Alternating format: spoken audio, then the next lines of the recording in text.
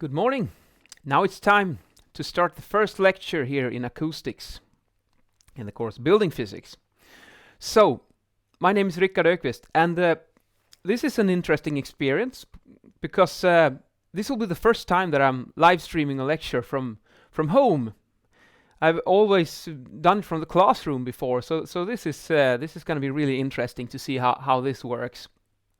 It should be fine. There is one drawback that I'm aware of, and that is the communication might be a bit strange when we're doing it on YouTube, but the benefits will outweigh the cons, I think. So if you just write something into the chat window would be great, and I can see if you have any questions, feel free to drop them by, and hopefully I will see them on my other screen here, and I can perhaps answer them in real time. So if you just drop a little hello or something there, and that will be great. I can try to write something myself. All right. Everything seems to be working. Let's go to the combo view here. Here's how I plan to do it. I have like a split screen with myself on one side and the lecture on the other side. So a short introduction. Who am I? I used to call myself a creative acoustician and a dapper multi-instrumentalist. I have a background as a musician. I mean, that's very close to my heart. Oh, now we got an hello there. Hello, Eric. Great. Then, that works too. Perfect. And I grew up in a workshop, so I love mechanics and machines, and I love driving things like snowmobiles, cars, motorcycles. That is something I really enjoy. But I also love music and playing music, so that's why I say I'm a multi-instrumentalist. I usually pick up a new musical instrument every year, and I switch. I think it's so much fun to start out fresh.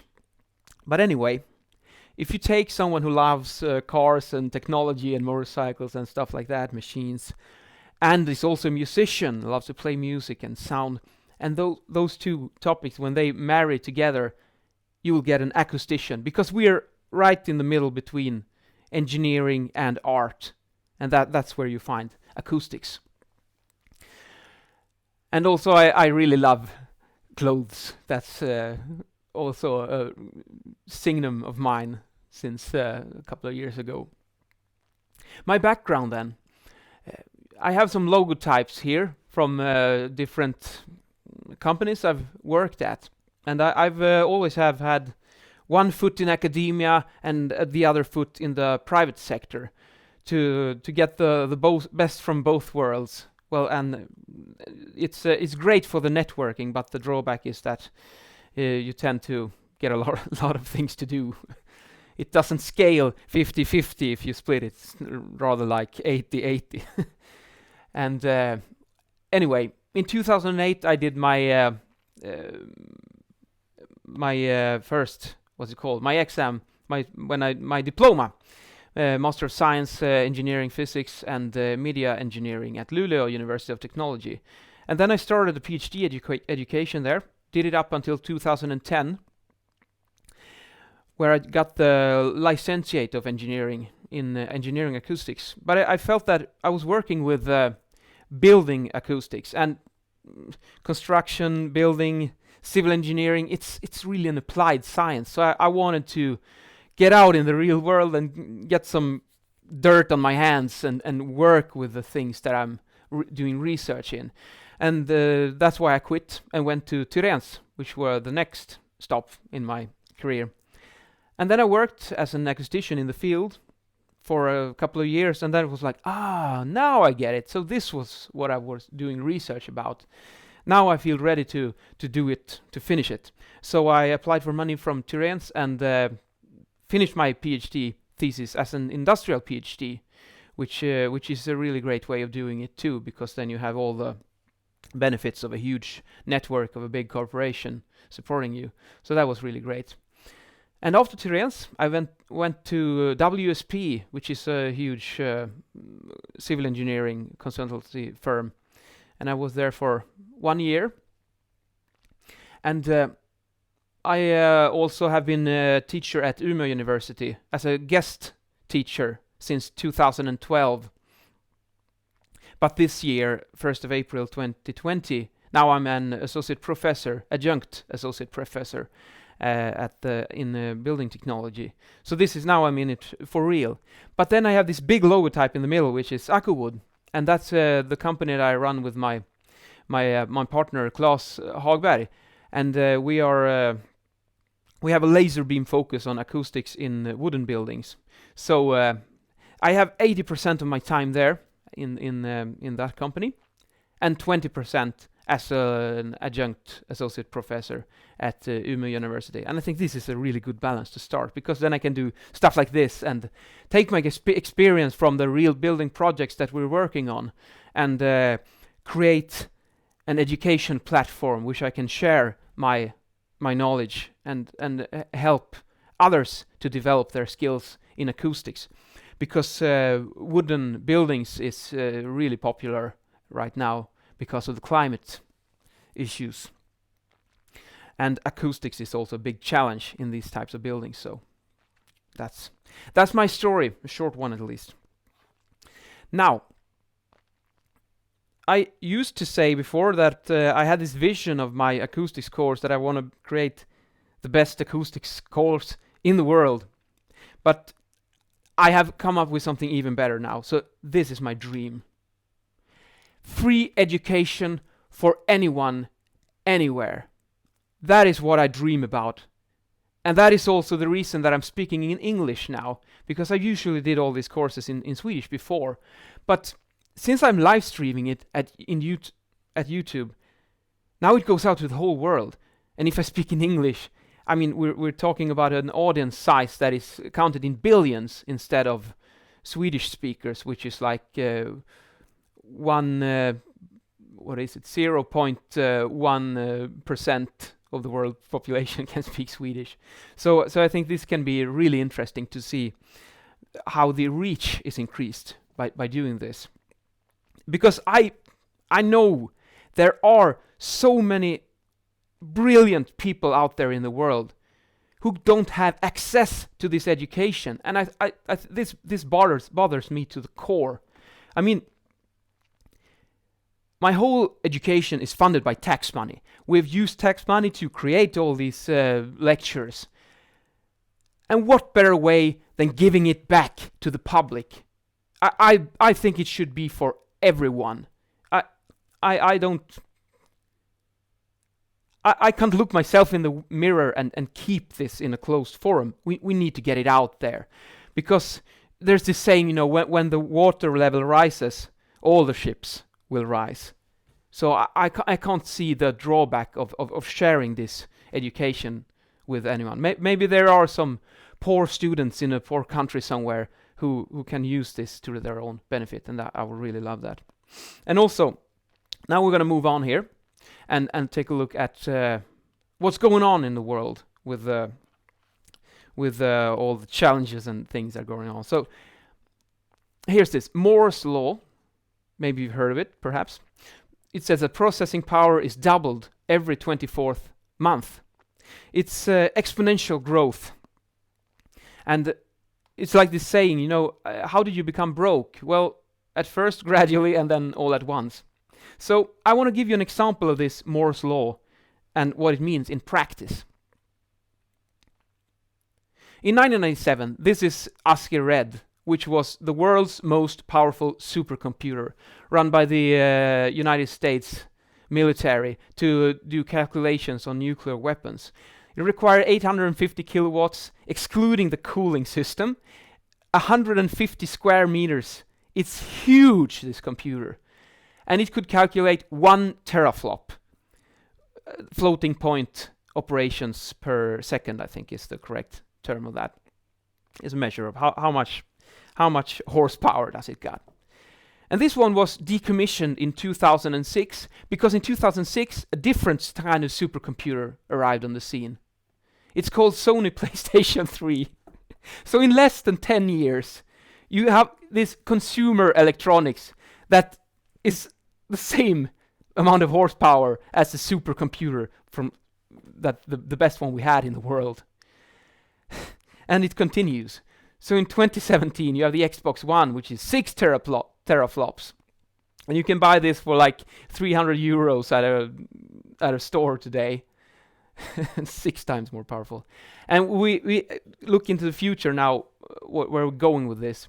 And the plans are in 2021, the Americans are planning this Aurora system, which will calculate 1 exaflop. So this is 1 million times faster than ASCII Red.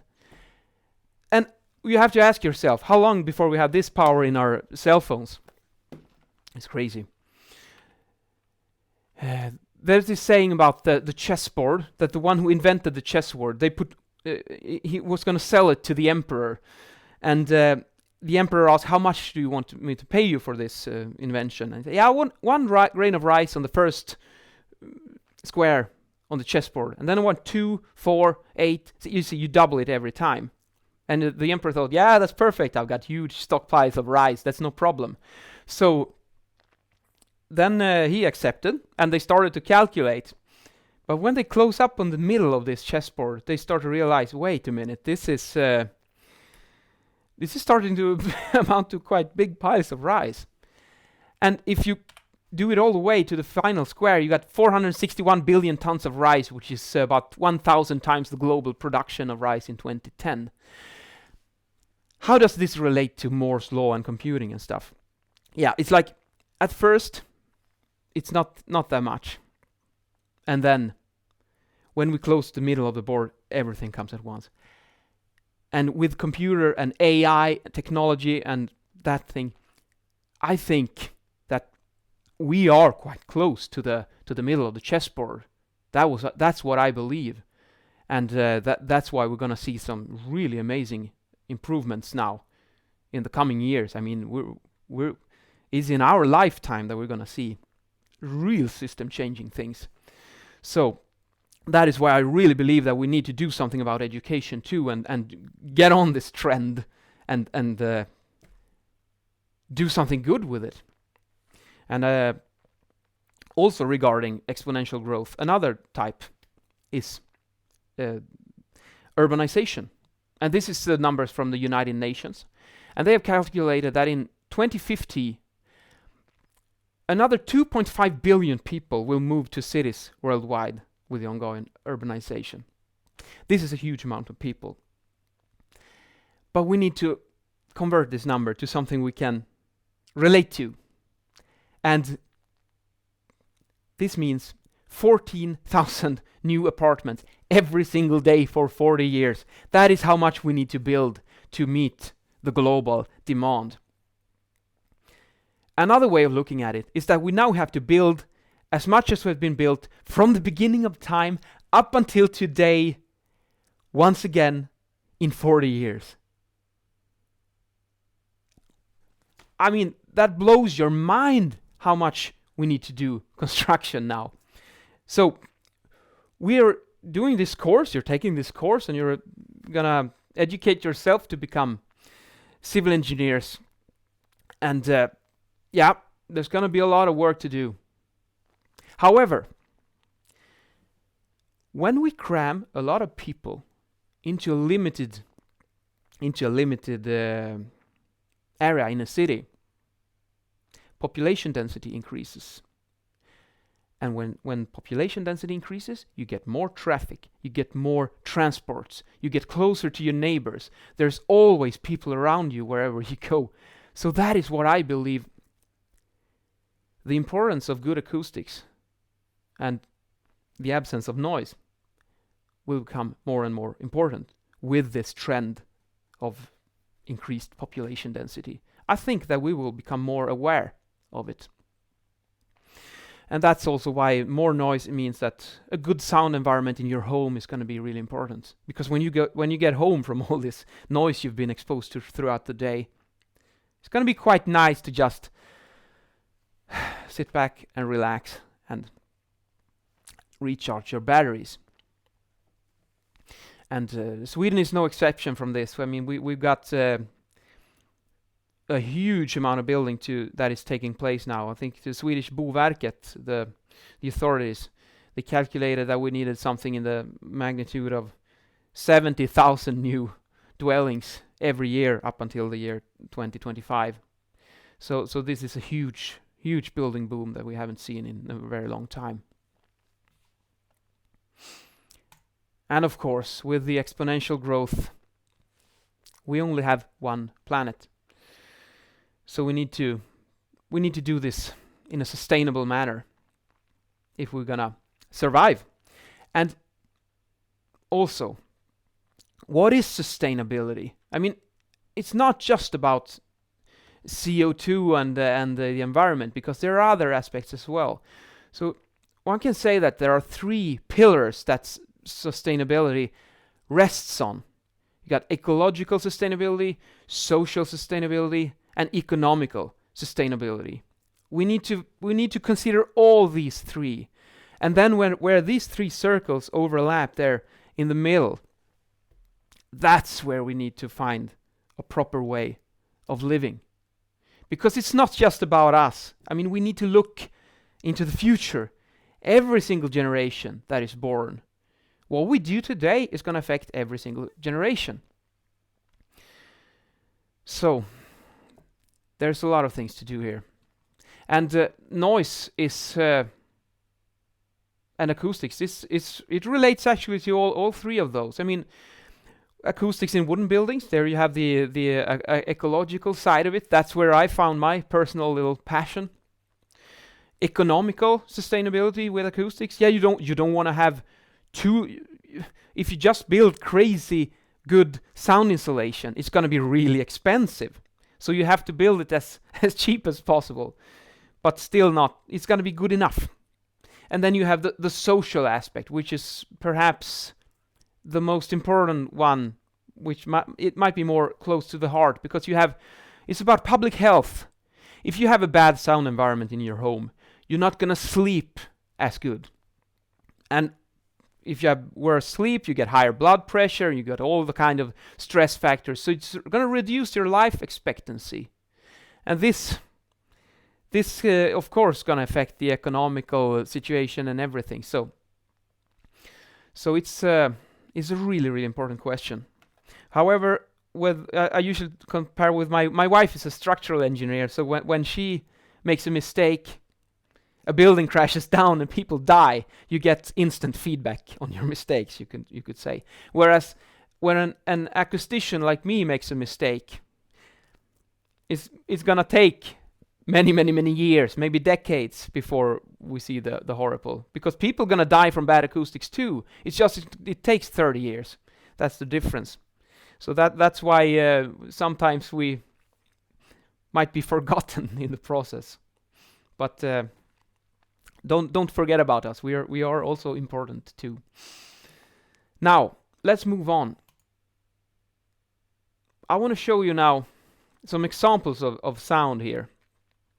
And in this part of the lecture, I usually do it in the hall where I have my students in front of me, and you ask them to raise their hand when they found a sound that they found annoying. But anyway, I can't see you now, but I hope you have a proper sound system on your side now. Good headphones or good loudspeakers. And if you don't, please try to find a pair of headphones, or you can look at this part of the lecture later also, because it's recorded anyway. But now we're gonna listen to some sounds and see what you think about them. We start with this one.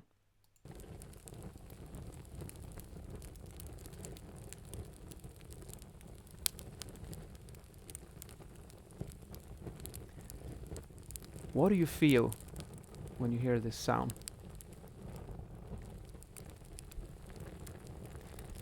Sound of rain, I think it is.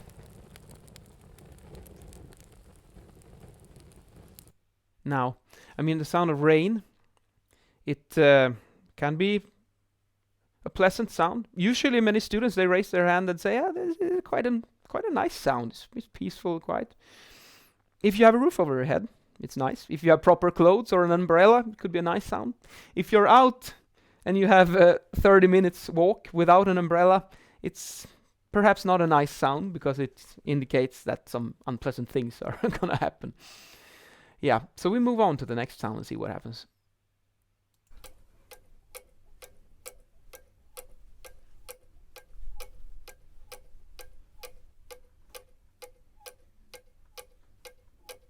This sound,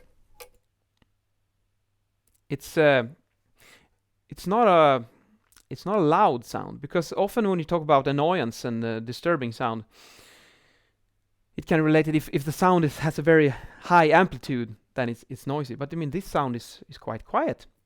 A clicking, what's it called? A clock, a ticking clock. And this is a kind of sound, you know, when you're sleeping in a new bedroom, when you're visiting someone perhaps, and they have this alarm clock standing on the side of the bed. And then when you're about to fall asleep and you hear this ticking sound. And once you've heard it, it does not go away. It's there. And you're gonna be so annoyed by it. So personally, I usually have to go and take the clock, put it in another room. So it's a quite interesting observation. This that when you become aware of the sound, then suddenly it comes straight to your attention, and you can't get it out. Okay, let's see what else we have here. I don't quite remember what kind of sounds I have, so it's a bit of a surprise for me too.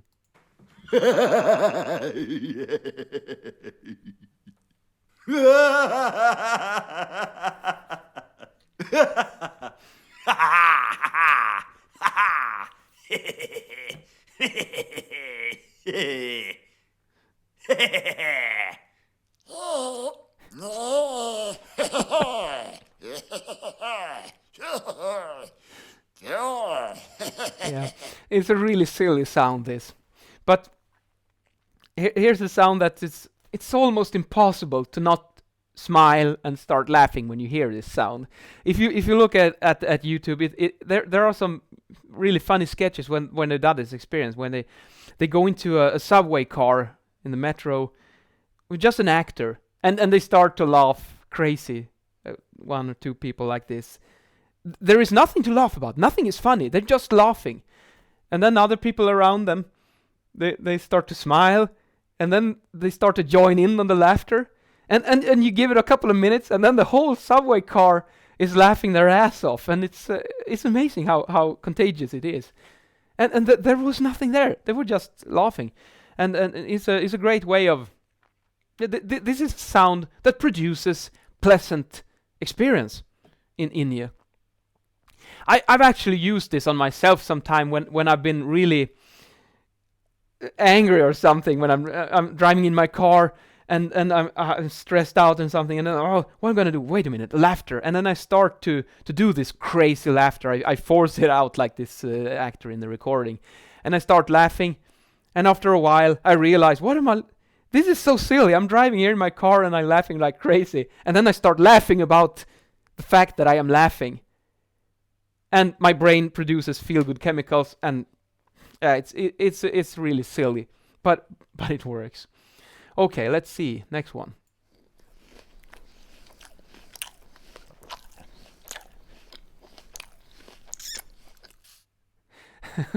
Here's another example of a sound that is quite quiet, but it can be hugely annoying when someone is like, and they're licking their fingers. I mean, I think there might be people out there who would like to kill someone when they hear this sound. It produces extreme anger. So you see this, we're just 4 sounds in, but already we start to notice a pattern here that these sounds, they produce emotion, a lot of emotion. Next sound, let's see.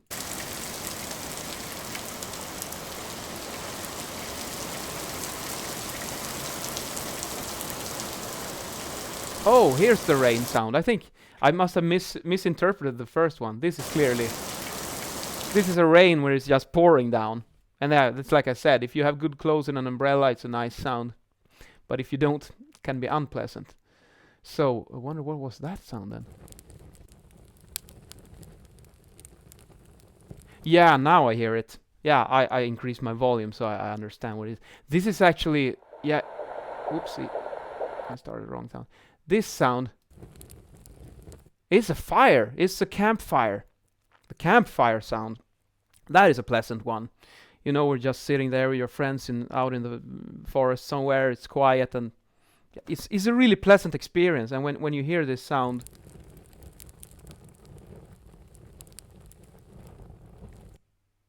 I become relaxed right now just by listening to it.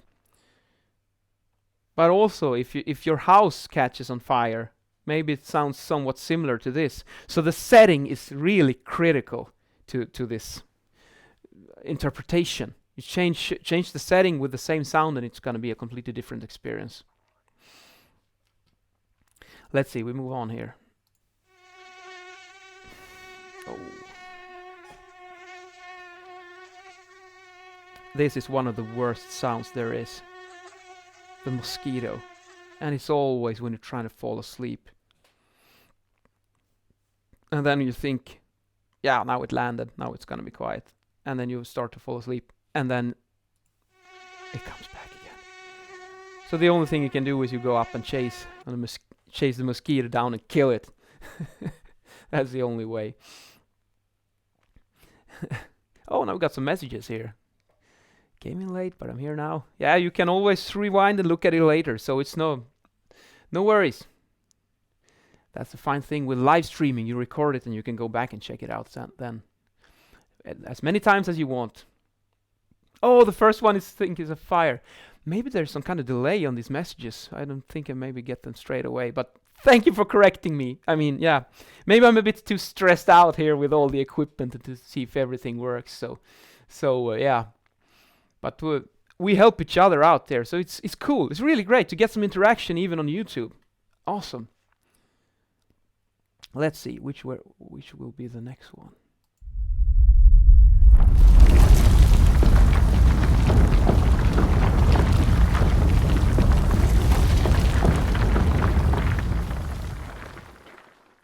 If you have some proper sound system now with big loudspeakers or a subwoofer or good headphones, maybe you hear that there's this rumbling, low frequency sound. It's quite a powerful sound, this.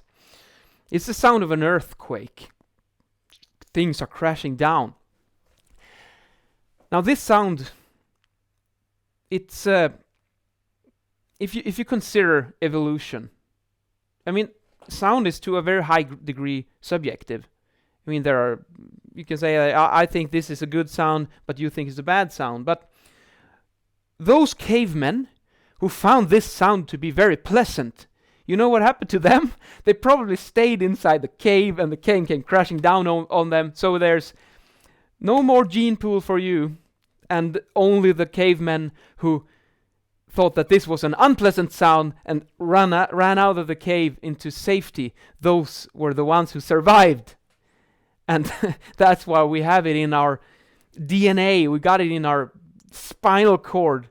Certain types of sounds are associated with danger. And this is a typical example where you have this low frequency component of the sound. It goes straight into your fight or flight mechanism. There's something bad going on. And this is also an interesting aspect to think about regarding building acoustics.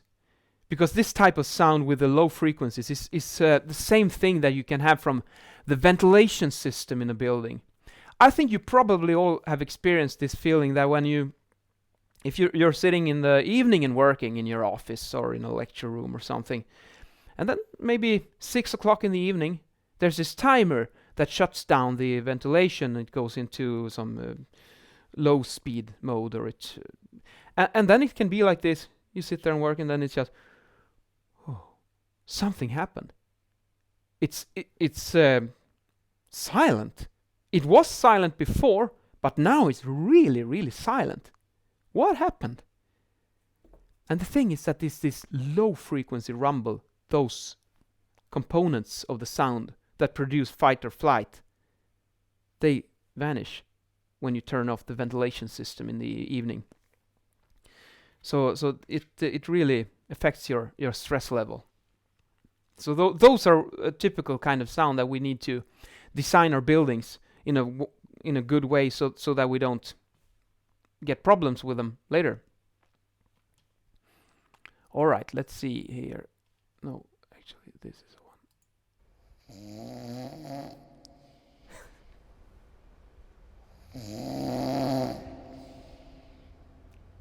Yeah. Yet another annoying sound. A really, really bad one, this one. Oh, the snoring is a great example of how the annoyance of a sound is related to if it's a continuous sound or whether it's an intermittent sound. If it's something that is quiet, and then you have an event and it's quiet, and then another event and it's quiet, and it comes back like this. Like if I were to take a flashlight and point it right in your eyes and turn it on and off like this, it's gonna be really annoying. So that character of sound can also be related to annoyance. Now, if you compare it to if I were to start a fan or something that is like something like this, and it goes all the time, it does not go up and down, it's pretty constant, then it's not, perhaps it's not as disturbing as a sound that is going on like this. I think most of us would rather listen to a fan when they're going to sleep than to listen to this, even if they have the same decibel level when you measure over 5 minutes. All right, let's move on here.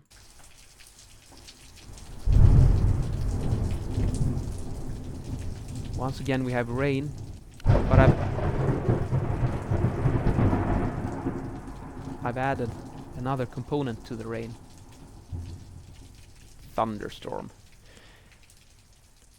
Yeah, this sound can get comments that people they both think is a pleasant sound and an unpleasant sound, because if you're indoors, if you're in a cottage somewhere and you feel safe and you can relax, then it could be somewhat cozy to listen there and just hunker up and be protected from the thunder. But I mean, if you're out in a boat on the ocean, then it's not that fun to listen to these horrible crashes. And also you have the evolution aspect, that danger. This is clearly something dangerous going on. I mean, if you get a lightning bolt in your head, that's it. So you better be careful when you hear that kind of sound. Now we move on.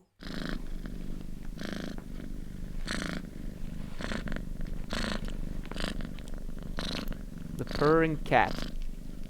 Now this is a good sound that I really like to give as an example, because with this sound, it's almost like a Marmite sound. You either love it or hate it, because if you like cats, you know that this sound, the cat makes this sound when it's safe and relaxed and is enjoying your company, and it's a good mood, good emotions. That's when you hear this sound of a cat. But I mean, maybe you're very allergic to cats, or cats hate you for some reason, and you know they're gonna come and scratch you. So every type of cat sound produces discomfort in you. It can be like that too. Although I would bet my money on that this is more of a pleasant sound. If you would take a population of 1,000 people and get them to rate this sound, I think it would go to the positive side of the spectrum, because it's so clearly associated with a happy cat that makes this sound. And even, it's like laughter exercise. It works with animals too. You have happy animal sound, you're gonna get happy too. Okay, let's see here.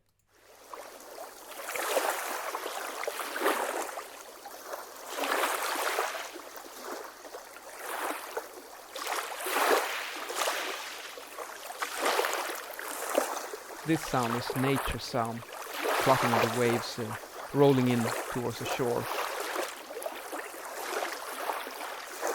I mean, oh, sorry, I clicked on the wrong place.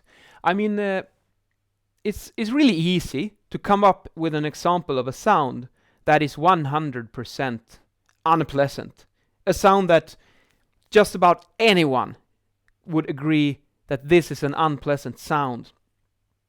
That's easy.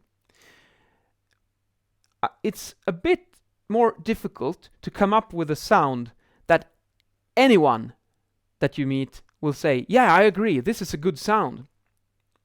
You can do this thought experiment for yourself and see what kind of sounds you come up with, where you think that everyone will agree with you that this is a good sound. And I believe that this is one of them. This kind of sound. Also, when I'm walking in the forest with my dogs and I listen to the forest sounds with the wind going in the trees and stuff like that, that is also an example of a really, really, really good sound that I also suspect that most of us will agree on. Okay, let's see here. What else do we have? Final little sound here.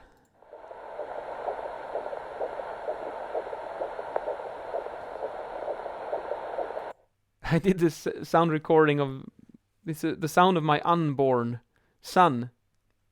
At the moment, he's born now, but but this was his heartbeat when he was still inside his mother. So this was a really maybe it was the most amazing sound that I've personally ever heard. So that's why I put it on this on this little example, because all sounds have different meaning. I mean, this sound has a very, very, very special meaning for me, but it's not gonna be as meaningful to any one of you. But I'm pretty sure that there are some kind of sound out there that will be that has a very special place in your heart. So I picked this one. All right, we move on. Yeah, here's some more examples about different sound sources. We have the cell phone up there, and these kind of sounds is useful sounds. They are good. Now, how can a cell phone be a good sound? Yeah, well, it's that's not a problem, because it's a signal. Hey, someone wants to talk with you. They have something for you. Get your attention. So that's a good thing. Rain, yeah, we already dealt with that sound in the previous experiment. Street music, yeah, music is a really good. It's a good sound. If you enjoy the music from a good musician, it's gonna produce some pleasant experience and emotion in you. But it can also be that kind of sound if you have your office nearby to these street musicians who sit there and play all day long, every single day. Even if they are good, you're gonna start to become annoyed by them after a day or two. That's what I believe. And then we have the forest. Yeah, with the snow as well, because a forest with or without snow is gonna produce different sound environments. But that's another example of a really good sound. And then we have conversation, two humans talking. That is also a useful, proper, good sound, because it's information. Perhaps I would argue that maybe that kind of sound, the conversation, is perhaps the most important sound there is. Because that's how we communicate, that's how we transfer ideas between each other. And the ability to transfer ideas between different humans, I mean, that's one of the game changers of history. So, yeah, we have a motorcycle there. I love motorcycles, so I really enjoy the sound of a finely tuned engine. I'm not into custom motorcycles like that one. I'm more into like sports bikes and supermotos and off-road bikes and stuff like that. But even within the motorcycle enjoying community, there's also going to be a lot of sub-branches on which kind of motorcycle sound do you like. Just as with music, I mean, most of us like music in one form or another, but we don't like the same kind of music. And then I have a buzz. How can a buzz be a pleasant sound? What is good with the buzz sound? I mean, it's not like someone's gonna sit there and just get goosebumps all over their body when they hear the sound of a big diesel engine. That's a bit far-fetched. But there probably are that kind of fetish out there. That wouldn't surprise me, not the slightest. But what I want to indicate with the big picture of a buzz here is that the sound of a big diesel engine also has a good information. Hey, there's a buzz coming. I don't want to get hit by it or run over by it. So it's kind of a warning sound in a way to hear it. And that's why it can also be a good sound. And then we have noise. Here are some of the examples of obvious noise sources. Traffic. I mean, a heavily trafficked street or road. I mean, that's not pleasant. This kind of sound, we would just want to, if we could, get away with it altogether. So we build noise walls and we try to adapt the building facade in a certain way so the sound can't come inside the dwelling. Wind power. They produce lower frequencies. You know, when the blades rotate, it's like woof, woof, woof, that kind of sound. And it's also a component of sound that it's so low frequency that you can't hear it as audible sound, but still your body will perceive it as a pressure fluctuation. So that's a kind of noise that there's nothing positive about it. We just need to try to reduce it and attenuate it as much as possible. Then we have, where they're sawing in concrete or in stone. I mean, those kind of devices, when they're doing construction work, they can produce insane amounts of noise. And also, there's just get rid of it. There is the more of it we can get rid of, the better for everyone. Airplane with jet engines, very, very loud noise from these ones, and it's not a pleasant sound. It's above the pain threshold even if you go close to it. Lawnmower, that's also kind of machine that when you're mowing your lawn, what kind of benefit is there to the sound from the engine? None, zero. It's going to be some interesting aspects now when we're moving to electrical engines and motors, so we can get rid of some of these unpleasant sounds. And then I have the tap with the water, and it's dripping. That's another example of a sound that can be super quiet, but yet extremely annoying. You have to go up and make it stop, otherwise you might go crazy. You see, this is interesting because just by looking at these pictures, our brain starts to create the auditory impression. So we can kind of hear these sounds in our heads just by looking at pictures. Ain't that quite amazing, yes? And then we have one of these, the blackboard, even though it's green here, but you know, with the crayons, if you go to one of those and then you scratch it with your fingernails, you know, I get goosebumps of the unpleasant kind just by thinking of the kind of sound that is produced by scratching a chalkboard, I think is the word. It's not a loud sound, but there's some strange character to that sound that I can also sometimes get it if you have some fine powder, maybe like baking powder or something of a certain material consistency. When you take it between your fingers and you do like this, and it can be like, it's not pleasant. I get the same feeling from scratching the chalkboard, and also when I listen to Justin Bieber, I also get the same expression as the chalkboard. That's like, if you ever want to torture me with sound, just put on Justin Bieber. It will work like a charm. I would do probably anything within 30 seconds. Yeah. All right. Let's see. Yeah. Now we're gonna do a little another example here that I usually do in the classroom. That if you find the following example unpleasant, raise your hand. So I'm gonna present something to you, and you're just gonna think about it. How does it make you feel? Okay, let's do it.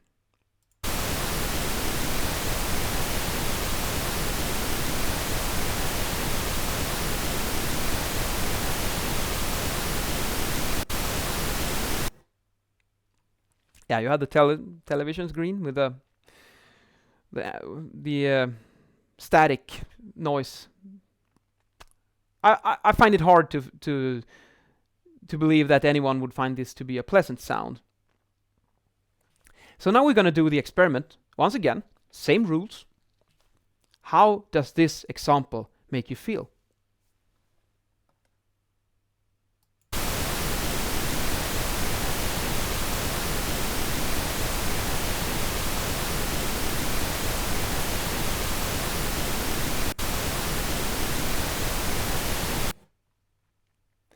It's interesting, yeah? It's exactly the same sound, but I just change the visual impression between the two examples. And by these two senses, vision and hearing, they are combined inside your head, and your brain creates a new experience from them. So we can't just say that there is this one objective quality of the sound that we can measure as some kind of parameter, and that's how a bad sound, how an unpleasant sound is. It's extremely related to the context, because if you're sitting by a waterfall on Iceland with a beautiful water coming down like this, it should sound like that, even though it's pretty much the same sound as static on your TV. But when you're sitting in the beautiful nature in Iceland, then suddenly the same sound becomes nice. Now, we've just looked at vision and hearing. We got other senses as well here. I mean, we got, let's see, touch, taste, smell, and all these things are, when they combine, will create a completely different experience inside you. And then we also have the social aspect of it. We all have different previous experiences, age, maybe gender, maybe where do you live, what's your culture, where do you come from. I mean, there's an infinite number of parameters that is gonna affect the way that you are perceiving a sound.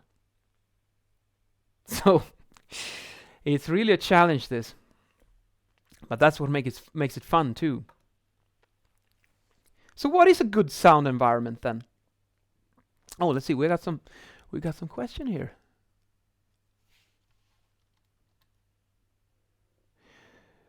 Do deaf people have similar perception of noise as hearing people, or do they treat many noise sources as information? That's a really good question. Really good question.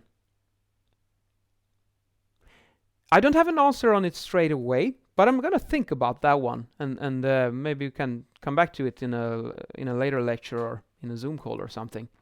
But what I do believe, if we compare to deaf people, they have a very different perception of the world compared to when all your senses are working.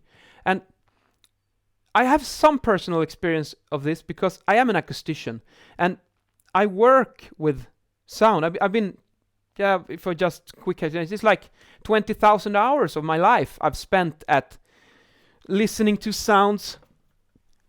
I've been measuring them with my sound meter, and I get I see which frequencies, I see the sound levels, so I constantly get scientific objective feedback on the sound compared with my perception. So my ears, my hearing is very trained compared to an average person. And that's why when I go out into the environment, I actually start to use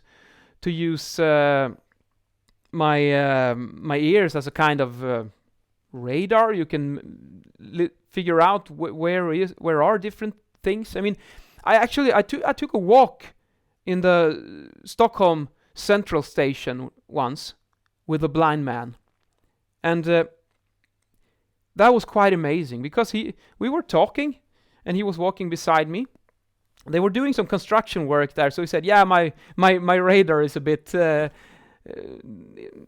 disturbed right now. So if we can just have a conversation and you go beside me, then I will find my way. There's no problem." So we were talking, and I was observing this blind person, how he was acting in the environment. And you know what? There's a column in the where he's walking, and he just and then he just goes like this around the column. It's like and he navigate through walls and things. I mean, it's amazing how much you can train your hearing. And also, I think when the vision sense is turned off, the hearing becomes amplified. You can consider it with your computer. You have CPU resources, and if you run a lot of programs, they have to share the CPU power between them. Now, if we shut down one of those programs, there's going to be more resources available to the other programs. So a blind person, they have insanely more horsepower in their brain to deal with the auditory expression compared to us.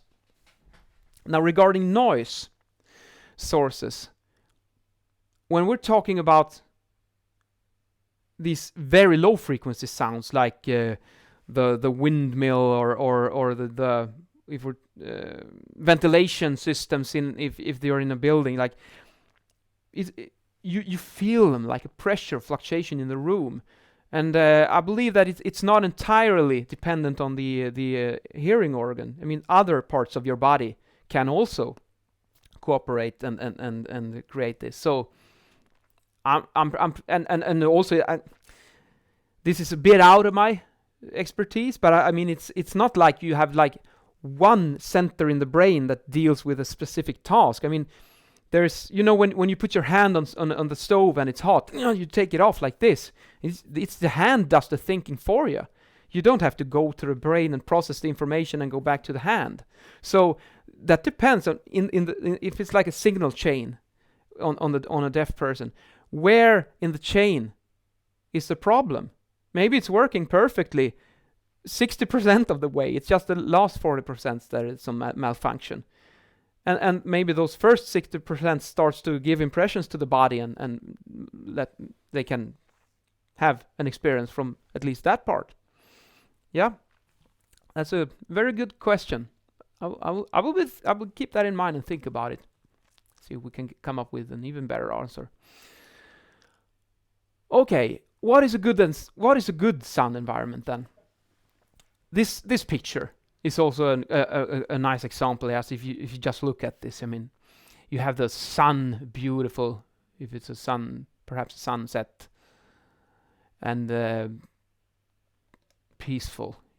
I can imagine that this place sounds very nice. Now, consider if we just take the camera and we rotate it 180 degrees like this, and then you have a big autobahn with 6 lanes right behind you.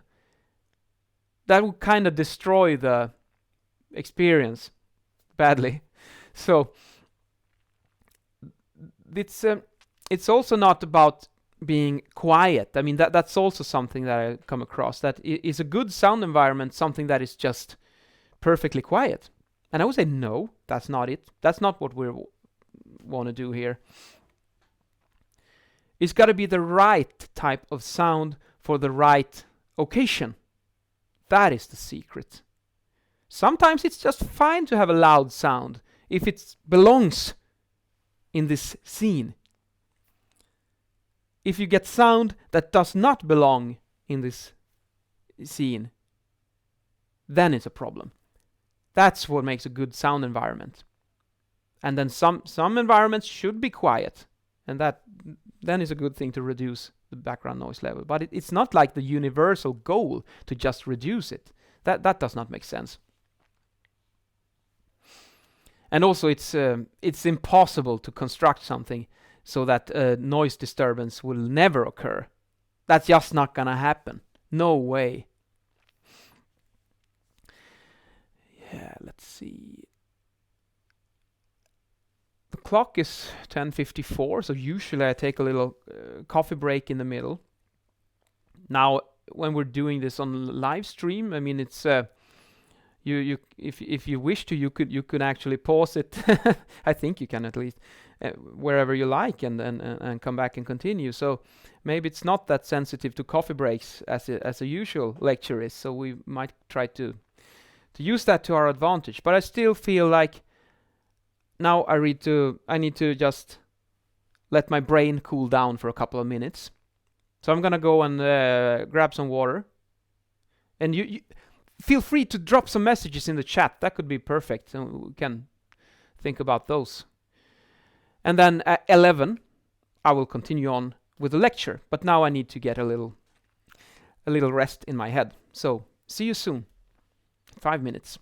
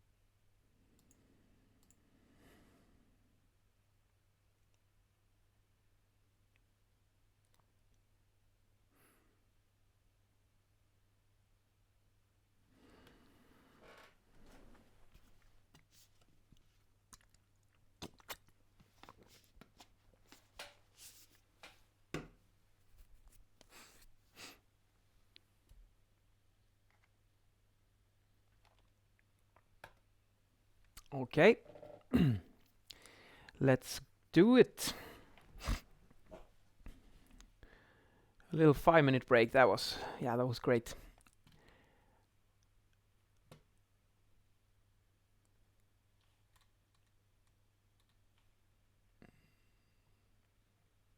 Now, we were talking about how different senses cooperate and create something inside you to produce your experience, your conscious experience.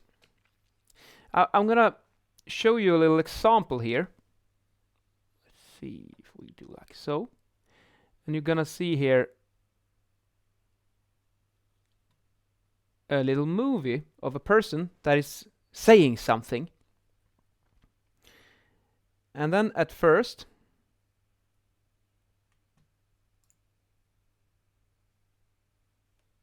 we look at the movie here. And we'll see. Ba ba ba ba ba ba.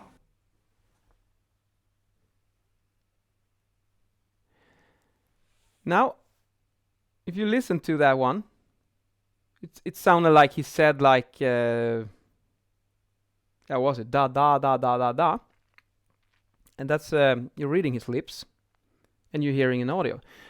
Now, we go back and look at the exact same movie once more. Close your eyes. Close your eyes now and listen. Ba ba ba ba ba ba. Ba ba ba ba ba ba.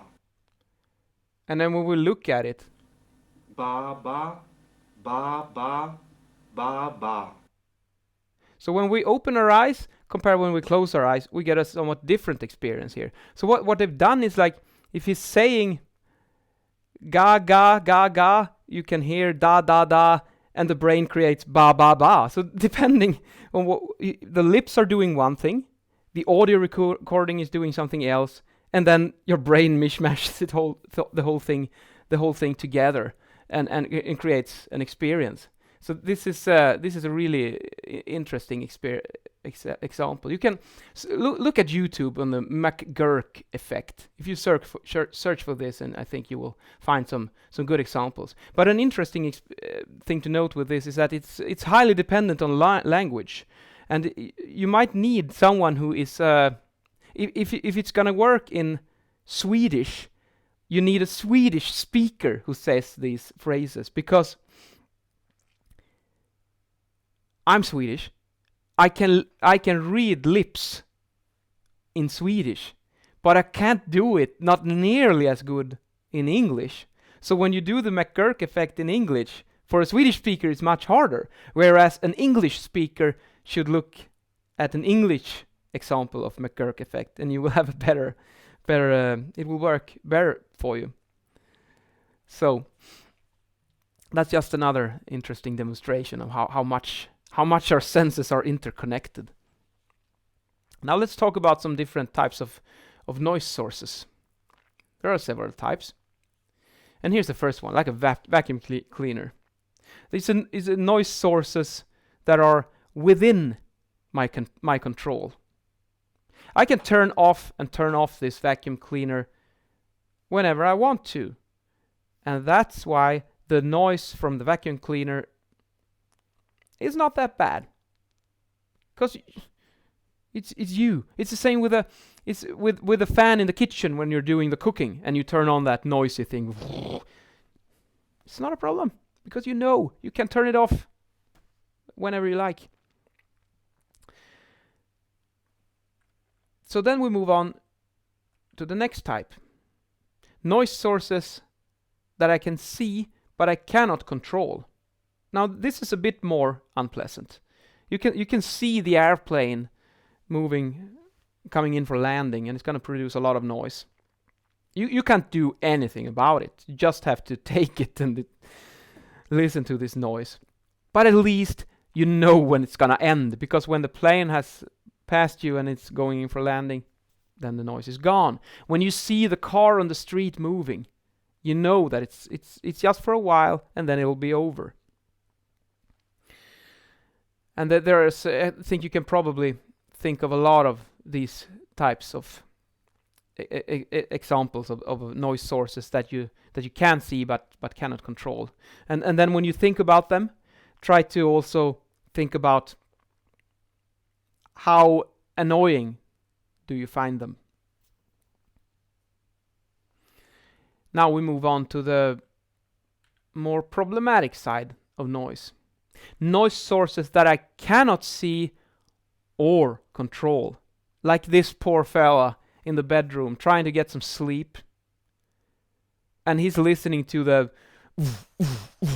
party music from his neighbor. Now, that's a noise source that he can't see it, and he can't do anything about it. And that's going to make it very disturbing. Now, there are several types to solve this kind of problem. I mean, a gut reaction would be, the sound insulation in the building is not enough. We need to build thicker walls with more layers of gypsum on each side, or thicker walls, thicker floors, so you don't get like flanking transmission through the floor or the wall, or the side walls need to be properly constructed, and we build a better construction to reduce the sound level. Yeah, it's gonna work, but there's another aspect here that is much more effective, and it's also cheaper. Maybe it's even free. And the thing is that if you're gonna have a party, knock on your neighbors, talk with them, and tell them that I'm throwing a party Friday evening. We will be listening to music up until maybe 10 in the evening. I hope it's okay. If it's not okay, here's my telephone number, or you just come up and knock on the door, and we'll keep more quiet. And then your neighbor will likely say that, thanks for letting me know. It's fine. You throw your party, and then it moves. It kind of moves back to this territory. They can't control it, but at least they know that it's going to be over, and that's why the annoyance becomes less. And this is also probably the most effective and the cheapest and the best way of solving a noise problem like this. But you also have, the refrigerator. You can't turn that off even if you're disturbed by it when you're trying to sleep. You have the ventilation is making noise in the building. Loads of different types that just have to be there. Now, is there useful noise? Is there some kind of good noise? Here's a nice example. Even if you have a sound level meter and you measure inside your bedroom a noise level of, let's say, 70 decibels, when the police or the fire department or an ambulance is driving on the road outside, that's quite a loud noise. It's rather unlikely that you will find the noise from the ambulance unpleasant or disturbing, because now you have some other type of information in this sound, and that is they're saving lives here. To save a life is more important than me being not annoyed by a sound, and that's why we tend to accept this kind of sound to a higher degree. Compare this to if you have some youngsters with their mopeds and they've been tuning the engines and put on some new exhaust pipe and on the yard outside, and they're standing there and revving the engine. Maybe that's also 70 dB. It's the same sound pressure level if you do a measurement. The same sound pressure level as the ambulance, but way more annoying. So that's also the information and the context. Very, very important. Now there's like 3 big aspects of sound that we need to deal with. 3 aspects. And it's sound pressure, frequency, and variation over time. Now I'm going to start here with with sound pressure. Let's see. What's that? Yeah, we have here a picture of water. Something is falling into the water. We create a ripple effect with waves moving out from the center. If we could visually see sound, it would be something similar to this, because sound is basically pressure variations in air. The air molecules are bouncing and pressuring each other. They're dragging each other, creating a little vacuum when they're moving back and forth. But the important thing to remember here is that the particles of the medium is not moving with the waves. It's just a bunch of particles that are stationary and they are vibrating back and forth around their resting point. You have this all everywhere. It's in the air that we breathe, in the gas. But it's also in surfaces and in materials. You have like this thing, for instance. I mean, there's sound produced inside this one as well. It's just that this is not a gas. It's a solid. But when you knock on the edge, particles in one side of the thing will excite its neighbors, and then the motion the energy will be transported and propagate through it. Here's some other examples with an animation. When you do, in the audience, you do a wave, so when the first guy does something, and then the next, and the next, and the next. This is also how sound is produced. I remember when I was attending Iron Maiden at a stadium concert in Gothenburg many years ago, and it's the audience size is like 50-something thousand, I believe. It's a huge audience at the stadium. Now, when they were playing some of their songs, people started clapping with the snare drum, in rhythm with the music. And I bought my tickets late, so I got a seat at the very furthest end of the stadium, way back. And then, as an acoustician, I was observing this audience and how the claps were going. And it looked exactly like this animation. I could see a wave. I could see the sound wave coming through the audience towards me. Because sound has a finite speed of 340 meters per second, whereas light is extremely fast. It's basically instant. So when the drummer hits the snare drum, the first row, they will clap in time. But the further you come from the stage, there's going to be a discrepancy between the light that your eye catches. You can see the drummer hit the snare drum exactly the same time as he does it. But with 340 meters per second, it's going to take a little while for that sound to reach you in the other end of the stadium. And that is what I saw. God, I just wish I would have had a cell phone and I would have recorded it in slow motion, and that would have been the perfect animation to show at this example, because you could really see the sound wave coming through the audience. It was really amazing.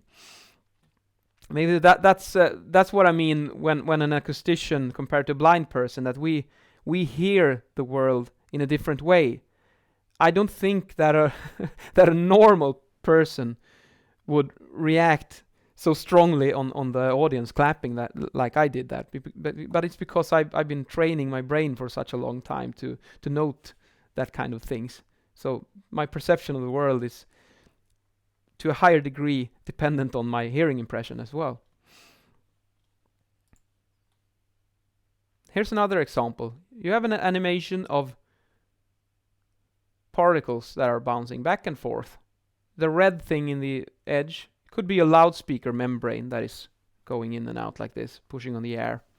And here you can see clear the motion of energy and how the particles excite one another. And there's a transfer of energy. We can see the wave moving from left to right. But none of the particles are moving with it. They're just going back and forth. If you're sitting on a boat in the ocean, the boat doesn't follow the wave. It just goes up and down like this. So we have different types of waves. That previous one is a longitudinal wave, where the energy is transferred in the same axis as the motion. But you can also have a transversal wave, where the energy is going side to side, like this, in the third example here. I have this little slinky thing where I usually try to show this. We're gonna try and jump over to a second camera here and see how that works. My little vlogging kit here. So if I put it on the floor, let's put this one here so I can see what I'm doing. This will hopefully work. Now we have a longitudinal wave here first, like this. You can see how the the rings of the spring is like particles pushing on each other, and you can now you can hopefully see how they're going back and forth. This is a longitudinal wave. This is what happens in air. This is the sound that you hear, because air is a gas, and a gas can only take this pressure. When we look at the transversal wave, it's like this instead. I go side to side. Maybe I can move so I better fit the camera, like so.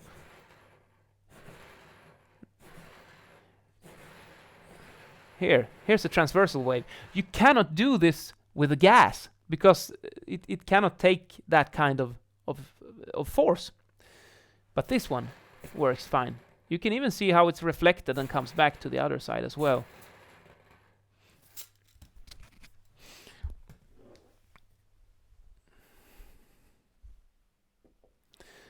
And we go back to the combo.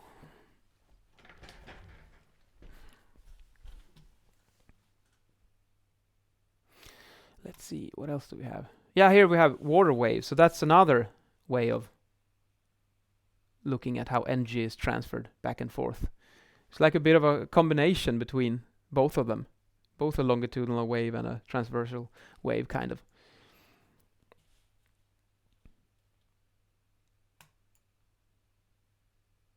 Now the figure is in Swedish, so I apologize for that. But what it says on the axes are you have air pressure on the y-axis, and then you have time on the x-axis.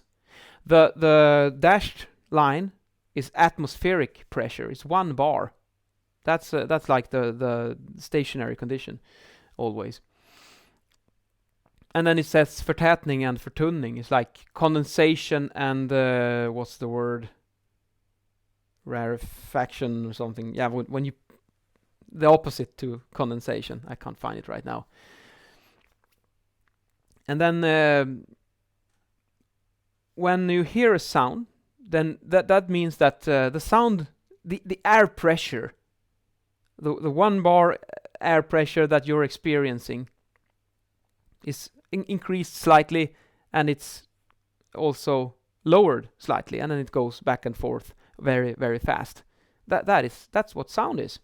And if you do that pressure fluctuation fast enough, you're gonna start to experience it as audible sound. So the sound pressure is kind of like a measure of the energy of the sound. So if you have a huge particle movement, if I really bash that slinky spring, I will increase the amplitude, and then you get a higher sound pressure, and that's what happens when the sound becomes loud. The further these particles are pushed from their resting position, and then they snap back with a recoil, and they go like this back and forth. That's what happens when the pressure is increased. And we measure air pressure in Pascal, PA. And of course, the more pressure we need, the more energy is required to get it. And then we have amplitude, which is you can have precisely the same sound, but just by increasing the amplitude, you will perceive it as louder, and the sound pressure level will go up. So they look basically the same. It's just it's just scaled up like this. If you compare it, you could think of like a loudspeaker membrane that is just moving a little. But the more you turn the volume knob on your stereo system, then the loudspeaker membrane is gonna push harder and harder to create the sound. But it does it just as many times per second. That's why the sound, the information in the sound will be constant, even though the amplitude increases. Now we use decibel when we talk about sounds. I'm going to give you a little crash course here on where that comes from. And this is the bearded gentleman known as Alexander Graham Bell. And when they were working with the invention of telephone, they found that a change in power ratio by a factor of 10 results in a perceived doubling of loudness. So you have to increase the energy that you put into the system 10 times before the person that is listening to the sound on the other end is gonna, yeah, now it's twice. So this is a bit confusing. We have to remember there's like an objective way of looking at sound and a subjective way of looking at sound. So usually when we say it's twice as loud, you might come across a number of, it's 3 decibels is when you double it. And that is correct from a mathematical point of view. But if you take 3 decibels from a subjective, how does it sound? What does it sound like? Then you will require more like close to 10 dB to perceive the difference. But anyway, this is what became the definition of 1 bell.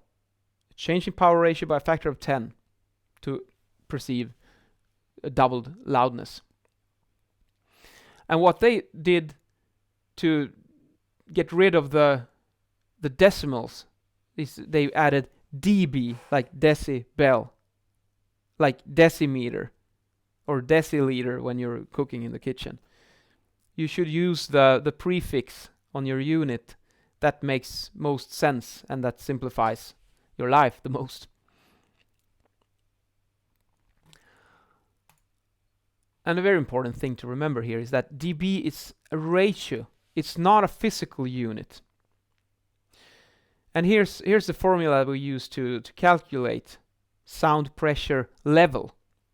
Because we're going from sound pressure, but we want to convert it to a level. And when we're dealing with levels, it's not a physical unit. It's dimensionless. It's just a number. It's a ratio. Because we have, when it says like L, you know that L stands for level and P is for pressure. So pressure level, and in this case sound pressure level. We measure P, which is the air pressure fluctuation, and we compare it to this P ref, which is the quietest pressure that is audible by humans. And then maybe we can see that my hand clap is X amount of million times louder compared to P ref, X amount of times bigger. So when we take air pressure from this, compare it to the most quiet air pressure that can be heard by a human, maybe it's a ratio of 10 million. I just grabbed it from the air, but it's going to be a huge number probably. And that's why we want to do this logarithmic transformation, so that we get a number that we can deal with. I mean, here's a better example of this. Here we have some typical sounds that you encounter. The hearing threshold is defined at 0 dB. And that means that if it's 0 dB, that does not mean that there is no sound. That's wrong. It just means that you're at the level, the ratio, where humans can't hear it anymore. There's lots of sounds that are more quiet than 0. It's just that we don't hear them. It's the pressure that produces the sound, and then we just do this conversion. Because now I have a thermometer here that displays like hearing threshold, bedroom, wind breeze, conversation, street, urban street, heavy vehicle, discotheque, pain threshold, and close to a jet engine of a car. And it's going from 0 to about 130, 140. Usual sounds that we experience typically peaks out at about 120. And if you look at it as Pascal, which would be the correct engineering way of looking at it completely objectively, we make the transformation to micropascals. And then you have a scale that goes from 20 micropascal, which is the most quiet air pressure, all the way to 100 million micropascal. So it's insanely large dynamic here in this type of sounds that we can encounter. So by doing the logarithmic transformation, we get a really nice scale from 0 to 120. Just kind of like the speed meter on your car goes from 0 to 120. Just imagine when you're approaching a safety speed camera. Oh, I wonder what kind of speed limit it was here. Was it 10 million or 165,000? You would go crazy in minutes. You can't do it like that. So we simplify it and go to the decibel ratio. And that way we can get really nice units that are usable.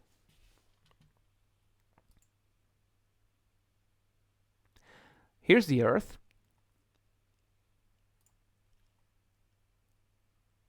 And here's the Sun. It's about, the Earth is about 1 million times smaller than the Sun. And this is the dynamic range we're talking about when we're dealing with sound, or maybe even more. But what you experience, like we go from typical sound in the bedroom all the way to something that you experience as really, really loud. This is the change, objectively speaking, that we're talking about in pressure.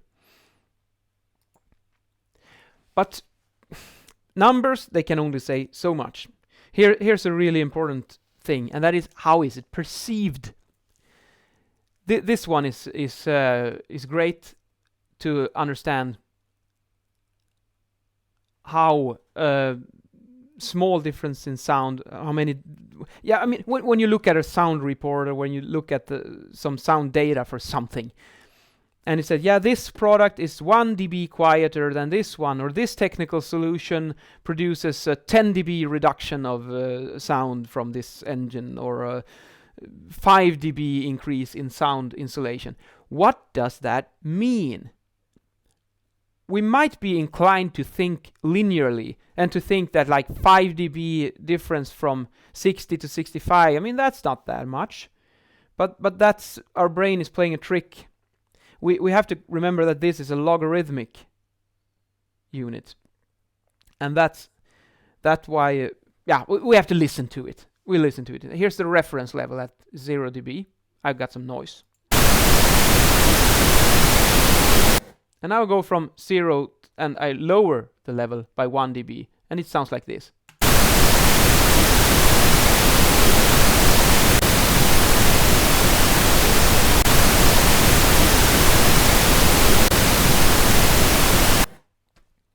It basically sounds pretty much the same. And that is the just noticeable difference. Some people, they can't even hear the difference between these two. I don't know what you experience when you're listening to it, but if you can experience, if you can perceive the difference, it's gonna be really, really, really small. The best listeners, like the conductors in a symphony orchestra, maybe they can go to a half a decibel or something, but that's like the world elite listeners. But if we start to go above 1 decibel difference, this is what that sounds like. We do 3 dB now.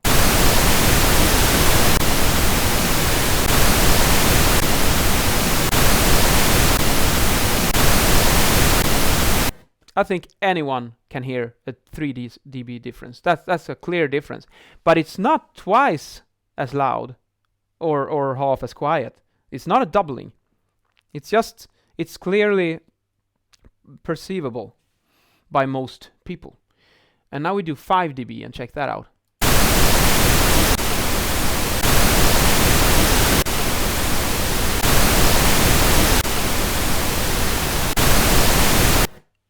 A 5 dB is actually very easy to perceive. So a 5 dB difference is a rather big change.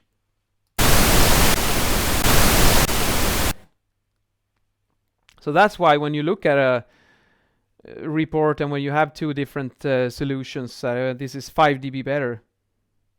That's what you're looking at. It's quite much. And now we do the final one, perceived doubling or halving, 10 dB.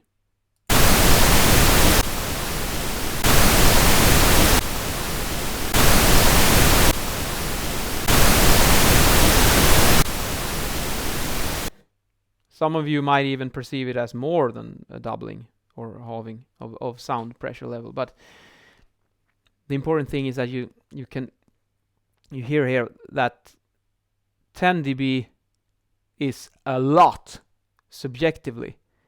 The perceived sound level difference of 10 dB, that's huge. Really, really huge.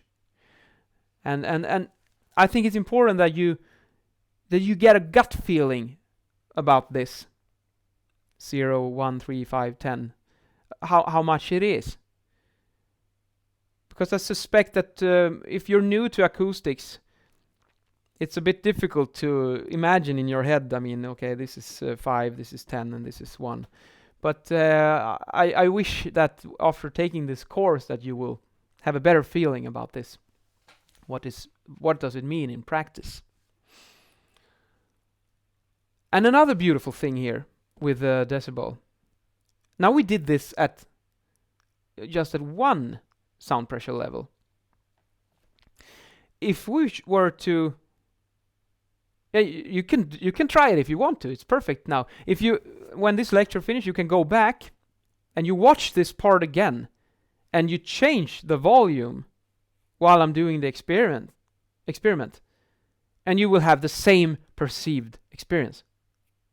Even if you're going from 100 to 99 or 100 to 97 or 100 to 90, the perceived relative difference will be the same as if you're going from 40 to 39 or 40 to 37 or 40 to 35 and so on and so forth.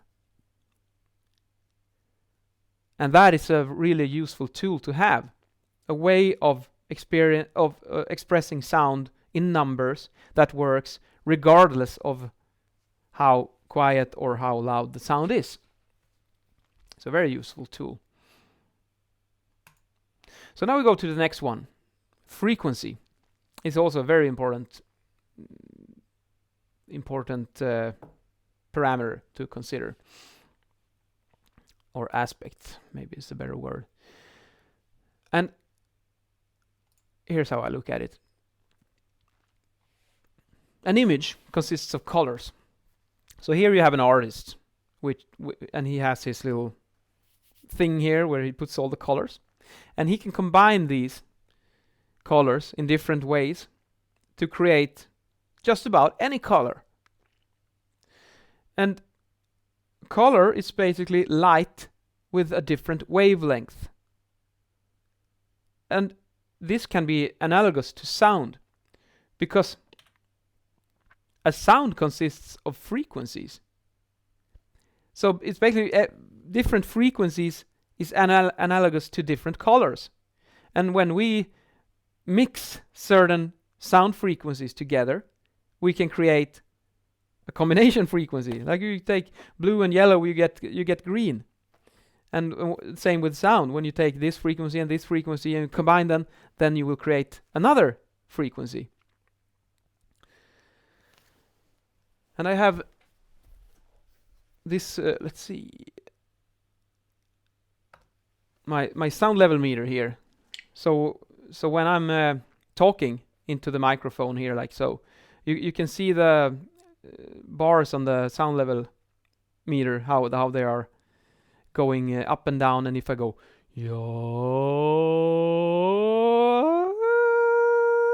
we get different bars going up and down.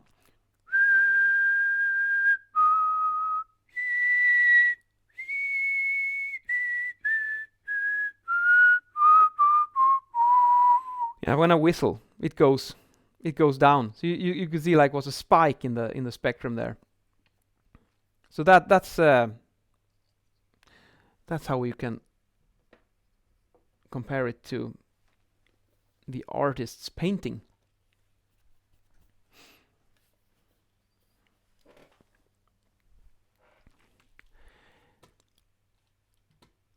And what is a frequency then? A frequency is the number of wavelengths per second. So when I did with a slinky previously, I did like back and forth motions in a longitudinal wave. And here we have the same graph here with air pressure and time, and then there's våglängd, is wavelength in Swedish. The wavelength is defined as the distance between two crests or two peaks on the wave. When you have like a full wave, where the particle has been pushed to its maximum, it recoils to its minimum, and it comes back. How far has the energy been transferred in that amount, in that motion? That is the definition of wavelength. So if you have the loudspeaker membrane that is going slowly, if it's going really slow, then the energy bounces off with, it takes off with like 340 meters per second. So if it goes just one complete movement per second, the sound will have traveled way, way, way far. It's going like 343 meters away if the speaker is going in 1 second. But that's not how a speaker moves. It typically moves much, much, much faster. So if the speaker is moving faster, it takes less time to do the complete motion, maximum, minimum, back. And if it's going like this, and the faster the loudspeaker is going, it's not going to travel as far in that time it takes to do one of those. And if you're going up like ultrasonic, really, really high-pitched sound, then it's moving extremely fast. And then also the sound can't travel. It's just traveling a really short distance during one of those cycles. So there we have it. And the frequency is defined as the number of these wavelengths every second. So if we do 1,000 complete wavelengths motions in 1 second, that's 1,000 hertz, 1,000 times per second. If we do 100 times every second, that's 100 hertz. And if we do 10,000, yeah, it's 10,000 hertz. So that's how it's defined. Period time, yeah, that's another concept to deal with here. The time it takes for a complete wave motion is called period time. A complete motion of the loudspeaker or sound source. I mean, yeah, it's the same with my speech organ and everything that produces sound. It vibrates, creates motion, and the number of those motions the time it takes for one motion, that's the period time. And the number of wave motions per second is called frequency, F. And you get the frequency by taking 1 divided by the period time. That's it. So here are some other concepts that are important. We have first the wavelength, which is denoted typically by the Greek letter lambda. It's measured in meters, and that's a measure of the size of the sound. So if you have a very long wavelength, it's a kind of a large sound. And the low frequency sounds with the rumbling of the cave and the earthquake and the ventilation units that turn off in the evening, or wind power plants, they have very long wavelength. It's a really large sound. Whereas when you take something that is high pitched, like a dog whistle, or when I was whistling myself, stuff like that, then you get short wavelength, so it's a small sound. And frequency is measured in hertz, F, and how fast is the sound pulsating? That's the answer that frequency gives us. And you get it by dividing c, which is the propagation velocity, divided by lambda. The velocity divided by wavelength will give you the frequency. And then we have the third concept here, the propagation velocity. It's measured in meters per second. And it's basically how fast sound is propagated in a medium. Now, the thing that makes our lives a bit simpler is that when we're talking about typical audible sound, airborne sound, the stuff we hear every day. That is sound transmission in air. And that velocity is 343 meters per second, regardless of frequency. If we look in other mediums or solids, you will have different propagation velocities for different frequencies. And that makes it a bit trickier when we're moving on with structure-borne sound and stuff like that. But as long as we're dealing with airborne sound, it's 343 meters per second. And that makes it a bit simpler. Here's a little memory triangle that I used when I was calculating a lot of frequencies and wavelengths and propagation velocities to remember which one is which. And then I did like so. I usually just take my hand, and if I want to know the frequency, I do like this, and you can see C over lambda. That'll give you the frequency. But in the next one, I wanna learn what is the wavelength. But I know the velocity and I know the frequency. What is the wavelength of 1000 hertz? Okay, I'll do like so. 343 over 1000, and you will get the wavelength. And the same go if you don't know the velocity, you can take f times lambda. It will give you the velocity. And this is a rather nice way of remembering things, because we have a lot of things we need to remember. And the easier we can make it, the better.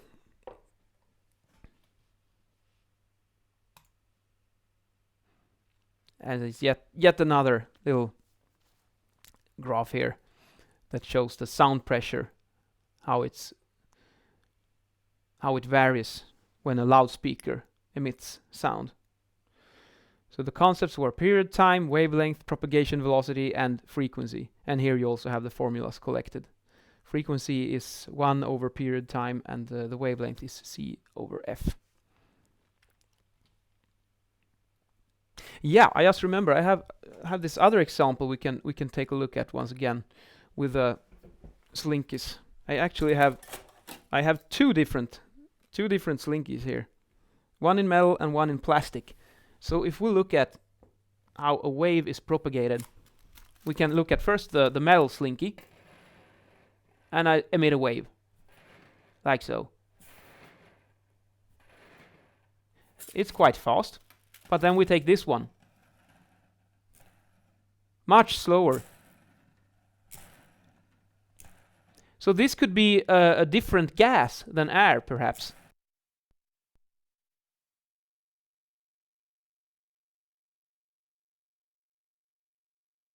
Because if you ever have a helium balloon and you take the gas from the helium balloon, and your voice will become like a chipmunk, and it's really, really funny. So what happens is that at first when you talk like normal, you have air and you have a propagation velocity in air that goes like this. But then when you take the helium inside your lungs, you change the propagation velocity because it's much faster. I think it's like 3 times faster or something. And the sound energy moves faster inside the helium. And that's why the frequency of your speech increases. The pitch goes up. And it's a very funny experiment, which you should try, but don't do it too much because you might suffocate if you don't get enough oxygen inside your lungs. But I think you can do it for a short time. And let's see here. I also found some example on YouTube with some guy who found another gas that he inhaled, which had the opposite effect, that it lowered his pitch. He sounded like a Balrog demon or something when he spoke, and then he just shifted between air, helium, and this strange gas, and he was like, his voice pitch was going all up and down. Very, very funny.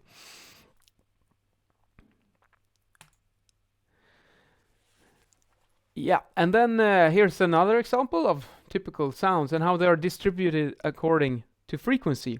And we have infrasound, audible sound, and ultrasound.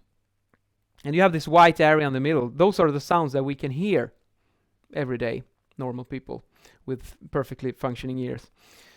the frequencies that are lower, like 1 to 10, 1 up around 20 hertz is what we say, that's the limit.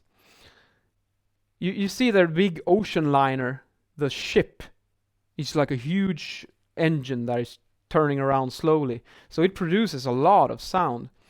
But it's outside of the audible spectrum. So we can't hear them as sound, but we will perceive them anyway. And also you have the car. The turbulence that is created by the air flowing over the car creates a lot of infrasound. If you just, when you take down the side window while you're driving on a highway, it does not sound very nice. And that is because you're starting to create a lot of infrasonic sound, which can be really unpleasant. My previous car, I had this sunroof on it. And this was quite fun because when I opened the sunroof and I took off, and when I opened it fully and drove like 50 kilometers an hour, it became like the airflow was going fluff, fluff, fluff, fluff, fluff, fluff, fluff, like so inside. It was like someone was banging me in the head with a shovel. It was crazy. It was like bump, bump, bump, bump, bump. My ears were like compressing and extracting. My whole body was like sitting in a pressure chamber. It was very, very unpleasant experience. But that was an extreme example of infrasound. And on the other end of the spectrum, on the ultrasound, you have things like dog whistles, or the parking sensors on the car is a perfect example of ultrasonic. There are small loudspeakers who emit sound, and it's reflected to a garage door or parking space or something, and the sensor measures how much time does it take for the reflection to come back. And from the time you can calculate, if you know the velocity and you know the time, you can calculate the distance, and that's how the car figures out if you should stop or move forward. And then in the middle you have some workshop equipment there, the first example. And then you have like pressurized air when you blow things. That's really high frequency, and it's loud. It's a high sound pressure from those air guns when you psst. Then you have a saw, table saw. It even moves up into the ultrasonic spectrum a little bit there. And the car, it's a combination between most of it's audible from you have the turbulence sound, and you have exhaust sound from the engine, and you have also a lot of tire sound when they are rolling sound from the road surface. And finally you have a little musician there. And of course, depending on which kind of instrument the musician is playing, if it's a violin, it's a small one, so it moves up to the right in the graph. Whereas violin, viola, cello, or a contrabass, they're gonna move downwards towards the lower end of the spectrum because the instrument size grows. And then we have the third aspect here, how sound varies in time, variation over time. And then we have equivalent sound pressure level, which is a kind of energy average. So a typical sound, it's like when I'm talking now, it's a good example. I'm producing a sound that is going up and down over time like this. But we need to find some way of expressing the energy that I put out into the room with a number. An equivalent sound pressure level, that's how you do it. You take an energy average of this. So you have the integral formula there with LEQ. EQ stands for equivalent. L, like I mentioned before, is level. 10, the 10 there, it's the deci in decibel, just like decimeter or meter or centimeter, or that's why we have the 10 in log 10. And then you have the T there, that's the time. Maybe we want to measure how much sound do I produce. If I measure my sound in during a minute or 5 minutes or something like that, let's see. Maybe I can perhaps even do a quick little measurement of that. See how that works. That would be a good example. We have it here. So I start the measurement now, and I talk a bit. I'm just talking with a normal tone of voice. So it's usually it's quite loud now because I'm close to the microphone. like so.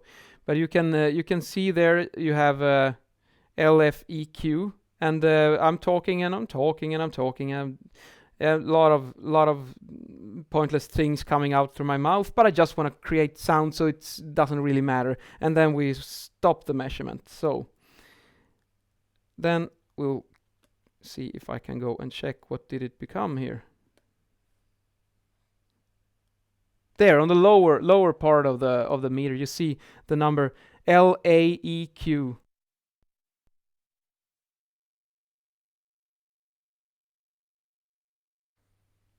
Did I lose audio?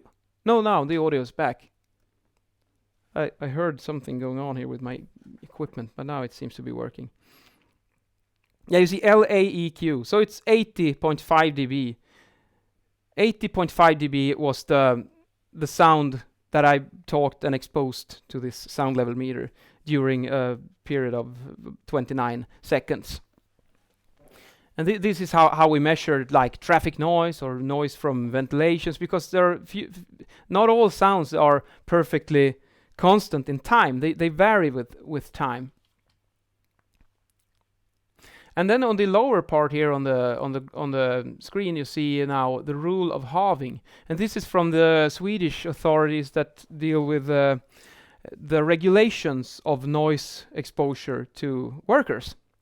And there's this limit of 85 dB in a workday of 8 hours. So that means that you're going to be exposed to, during 8 hours, the equivalent should not go above 85 dB. But it might do it for shorter periods of time. So if the sound level increases, for instance, to 88, it increases by 3 dB. Then you will fill the equivalent in just 4 hours. So you half the time. Every time the sound level is increased by 3 dB, you can only withstand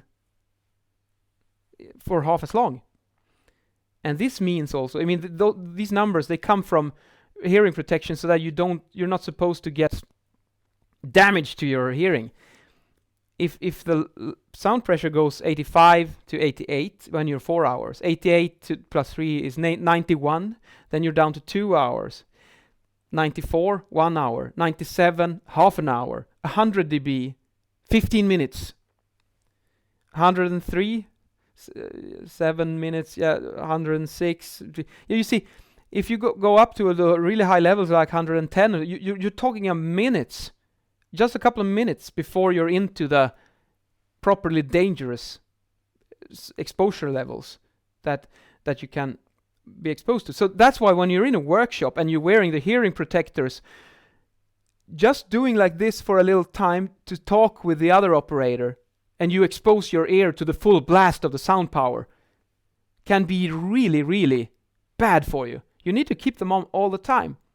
Because if you just let in 110 dB for 15 seconds, maybe that's enough to fill your whole day quota. I mean, if you were working in a radioactive environment like Chernobyl or something, I mean, you wouldn't open your hazmat suit just for 15 seconds, would you?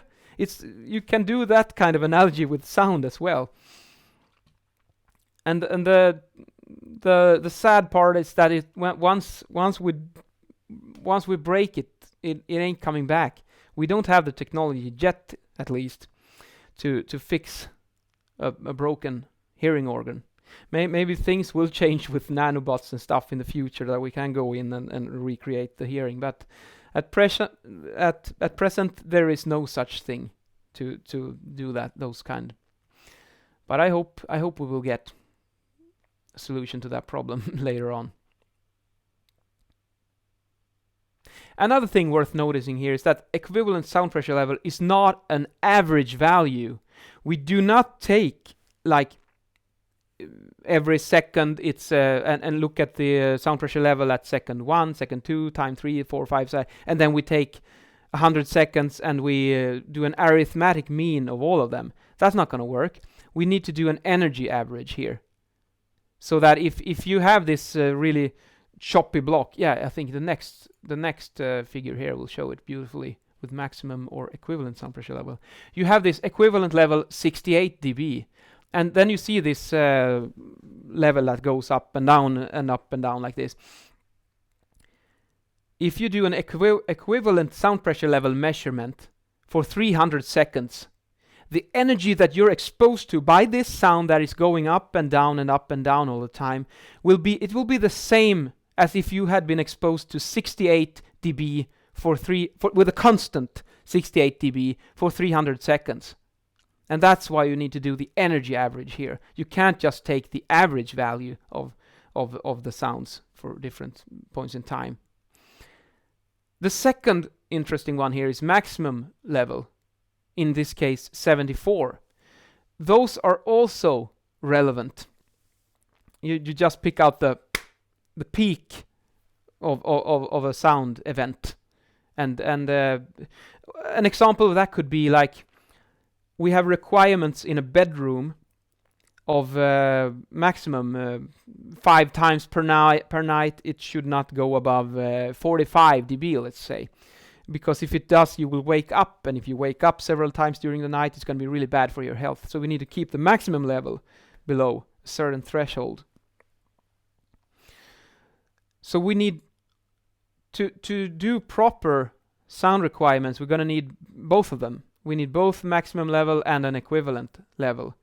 If you want to consider installation noise in a building, you might look at the noise from the ventilation. That's the equivalent level, would be the most relevant to measure.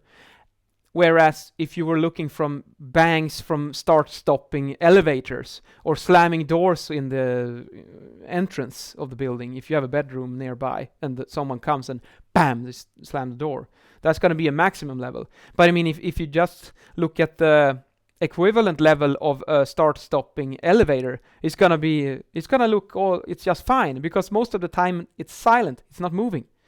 So that's why we need both of them.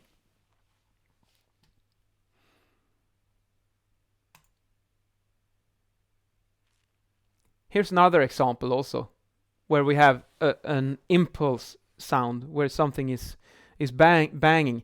Maybe someone is hitting something with a hammer in a workshop, and it's like bam, bam, bam. We got several events like this over a time of 540 seconds in this case. The equivalent level of these hammer bangs is 67 dBA, even though most of the time it's just 50 there. It's quiet. And then you have this maximum level of 85, where it's some really hard hit in the end. And one of those really, really hard hits can actually affect the whole equivalent sound pressure level so that it goes up. That would be the equivalent of opening your hazmat suit in Chernobyl.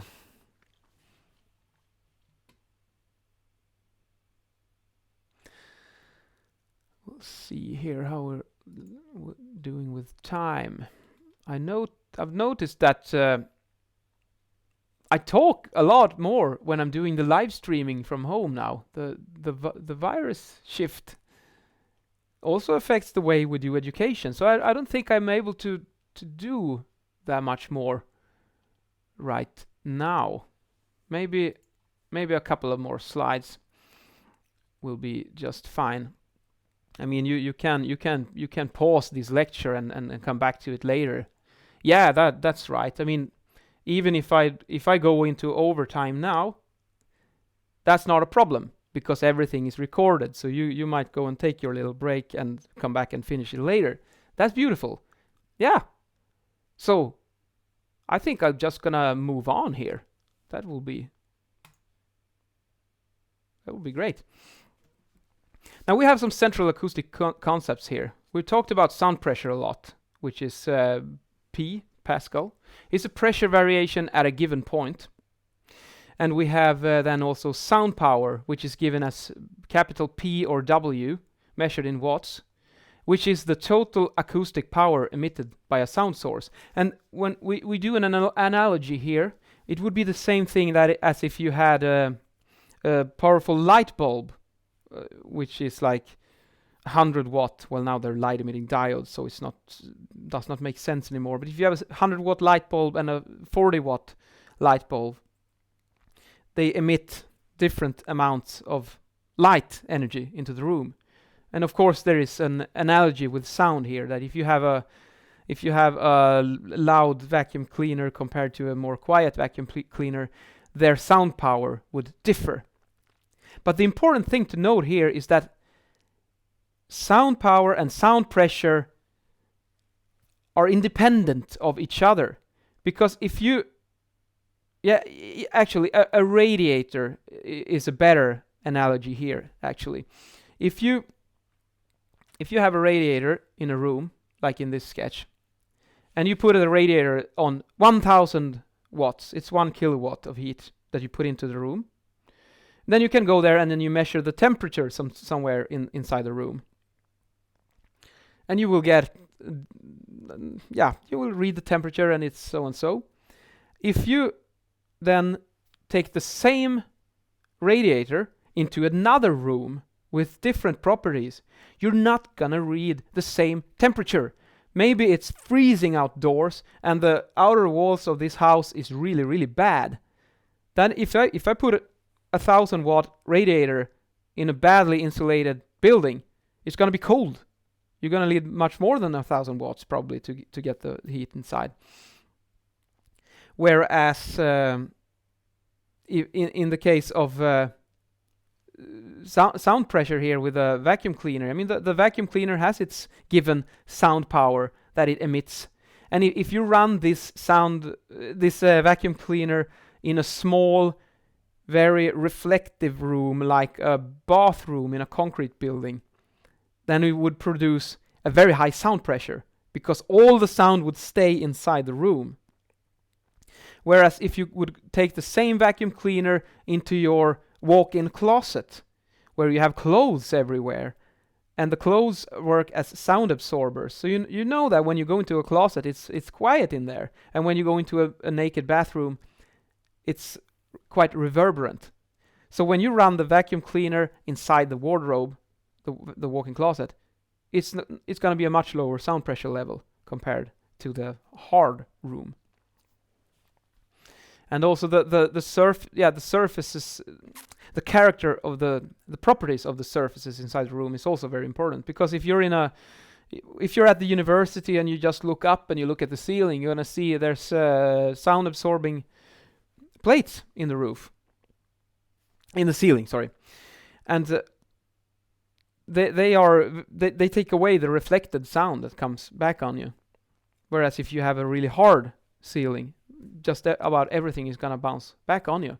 And the same though, if we go back to the analogy with temperature, with a radiator, if you have a very like a passive house which extremely good heat insulation, the temperature that the radiator the heat that the radiator produce will stay inside the room. Whereas a badly insulated building, the heat will go out through the walls, and then you will read a different temperature. So this is a perfect analogy for dealing with sound pressure and sound power. And we also had the third one here, sound intensity, which is denoted as I for intensity, watts per square meter. And this is the sound power per unit of area. How many watts of acoustic energy hits a certain area. And I just noted here because I don't think I'm gonna touch that much about that third one. The two first here, sound pressure and sound power, are the ones that we will be dealing with mostly. And also regarding sound power and acoustic power, here's another interesting little picture that shows you that the ratio of energy, the ratio of power that we put into the loudspeaker, it's just a little fraction that actually comes out into the room as sound. So if you have a 100 watt amplifier and you crank it out through to the speaker, you're just getting like 0.3 watts of acoustic energy into the room. So that's why it's a bit funny to me when I look at the advertisement for certain sound products when they say, yeah, we got like 40 watt amplifier and this is a 50 watt amplifier and yeah, really, but it's the efficiency of the loudspeaker can be just as or even more important. How much of that energy that you put into the loudspeaker actually comes into the room. That's what determines how loud it's gonna be.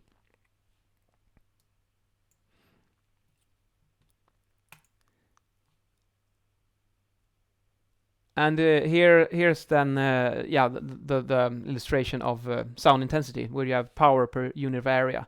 You could compare this with a light source. If you turn on a light bulb, it's gonna send light in all different directions. And then the intensity, if you're close to the source, you will put a lot of power into the surface. Whereas the further away you move, this square that it's distributed across becomes larger and larger, and thus the sound intensity goes down, because we're often dealing with spherical propagation.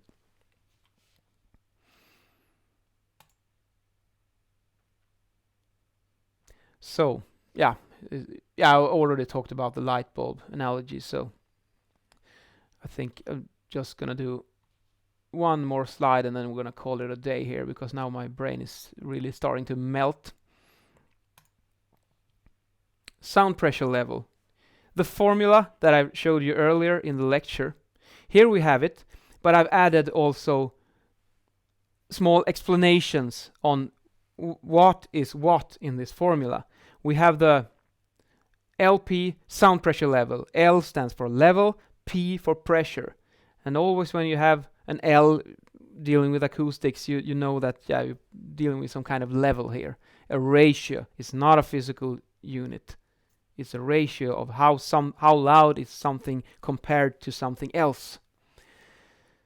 And in this case, it's the sound pressure, the air pressure in a given point, in relation to the lowest audible sound pressure, P ref, which is 2 times 10 to the power minus 5 pascals, or 20 micropascal. And when you take P over P ref, it's typically going to be a very large number. So that's why we need to do the logarithmic transformation to get manageable values. And then also we have a 2 up there. We square P over P ref squared. And the reason is that because if we're just looking at something that is going in one direction and then it's going to the other direction, like the membrane of a loudspeaker, and when you calculate work, you usually take force multiplied by distance.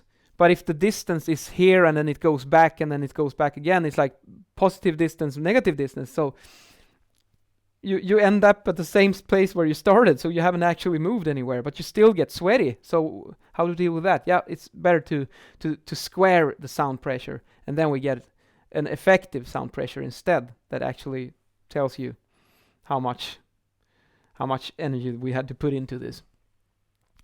And then we have the 10 in front of log, which is the D in decibel. Compare it to milliliter, centiliter, kilometer.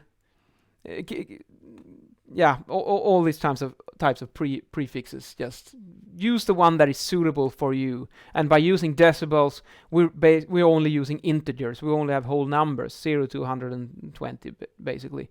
Whereas if we were using bell, it would have been we had to use a decimal point instead, like 1.5 bell, or 4.5 bell is like 45 decibels. It's just making things complicated. And that's why it's called dB also, the final little thing there at the lower right part. Yeah. Now I'm done here. I have to get some rest in my brain now before the next lecture. So I really hope that it worked out quite nicely with this YouTube. It's kind of an experiment. I haven't done it before in this format. So please provide me with some feedback, messages, social media, send me an email. What do I need to do different next time to improve the experience for you guys even more? And also, yeah, a really good thing would be if you could just write one thing that you enjoyed with this, and one wish that you have for the next lecture, because it's an iterative process. We try something out, then we change it, we evaluate and change and tweak it, and then we do it again, and then we just keep repeating the process. And with time, I believe we're gonna end up with a lecture package that is gonna be really, really awesome. And I also think it's gonna be extremely valuable for you guys to be able to go back and look at these lectures later on to get repetition. Yeah, so I'll see you guys later. Thank you for listening.